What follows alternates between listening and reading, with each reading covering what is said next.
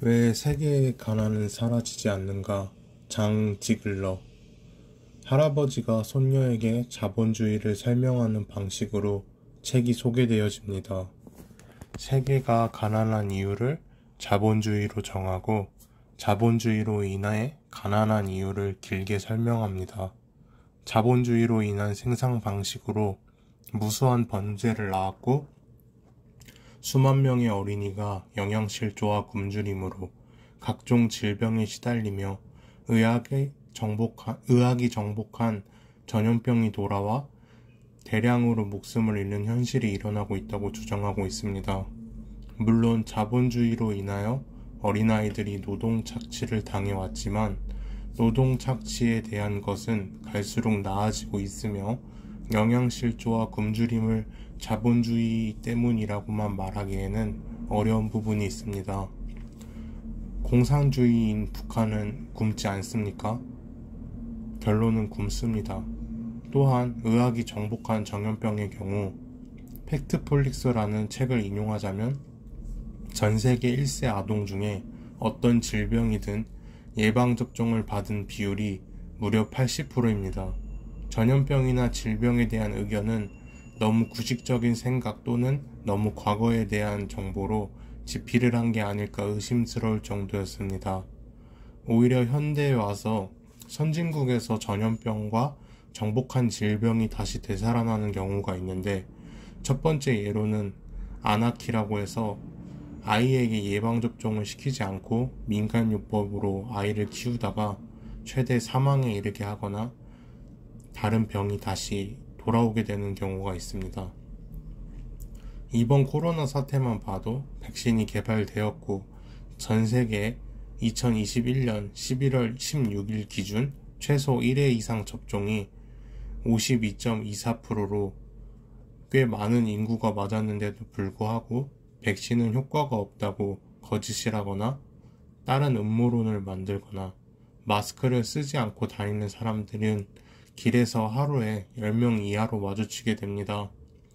그들은 코로나로 사망하면서까지도 코로나는 없었다고 얘기를 합니다. 그러나 그저 단순한 자본주의 때문이라는 게 이해가 안 됐습니다. 코로나 백신을 포함한 다른 질병에 대한 접종률은 날이 갈수록 높아지고 있고 또한 여기서 말하는 자본주의의 장점은 과학과 기술이 이루어낸 성과는 무시할 수 없고 강화되어야 한다는 겁니다.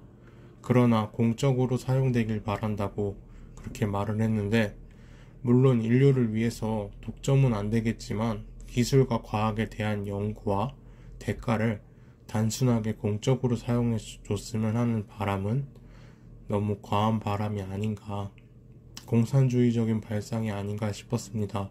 그 대가는 자본으로 치르는 게 맞겠죠. 실제 자본주의로 인한 부자는 기부를 통한 사회 발전에 기여하는 사람이 많으며 그것이 비록 이 기업의 이미지 때문이라고 해도 기부는 기부이기 때문에 부자가 가난한 사람들에게 기부하는 것은 베푸는 것이지 당연하고 쉬운 일은 아니라는 겁니다.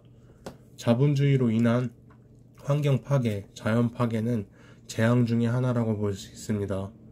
많은 산림 파괴와 수많은 남획으로 인한 오염, 그러나 이것 또한 발전이 되어가고 있습니다. 친환경적인 소재 개발과 대체제를 계속 찾아내고 있으며 이것은 과학과 기술로 대체해야 되는 부분이지 자본주의를 파괴하고 자본주의가 없어진다고 해서 환경이나 자연이 무조건 살아난다고만 말할 수 없습니다.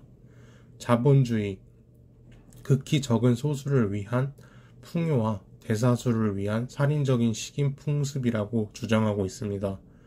그러나 자본, 즉 돈이 아니면 대체 가능한 만한 다른 수단이 없습니다.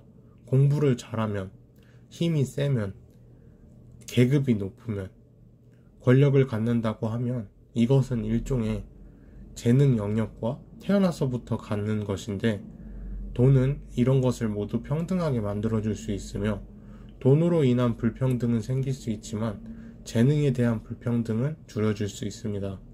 자본주의가 발전하게 된 것은 노동조합이 저항운동으로 적절한 임금, 해고에 대비한 일정 수준의 보호장치, 실업보험 등으로 얻어내었다고 합니다. 자본 장악한 자들의 무한 자본 축적은 어느 정도 공감되는 부분은 지금 알바를 보면 이런 곳이 있어요. 일주일을 이틀, 하루, 이틀 뭐 이런 식으로 나눠서 일주일 14시간만 근무해서 15시간 미만으로 맞춰 주휴수당을 없애고 돈 있는 사람들이 좀 더하다는 느낌을 받았습니다. 자본주의자의 자본가는 노동자들에게 최대한 낮은 임금을 주며 필요한 최소한의 급여만 주려고 합니다. 이것이 최저임금입니다.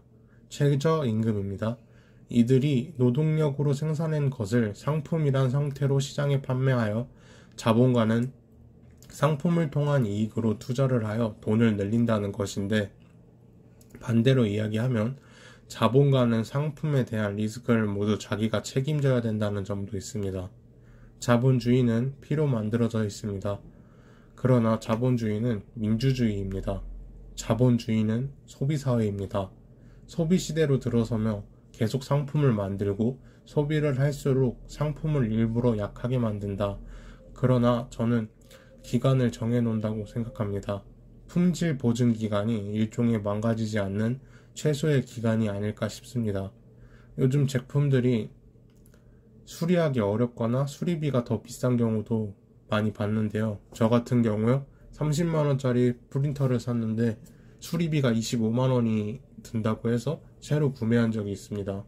이런 경우에는 확실히 문제고 잘못되었지만, 물건을 무조건 영구적으로만 만든다고 해서 완벽하다고는 볼 수 없을 것 같습니다. 고장이 없으면 AS가 없을 것이고, 계속 현재에 머물러서 새로운 것을 만들어지는 일은 없을 수도 있으니까요.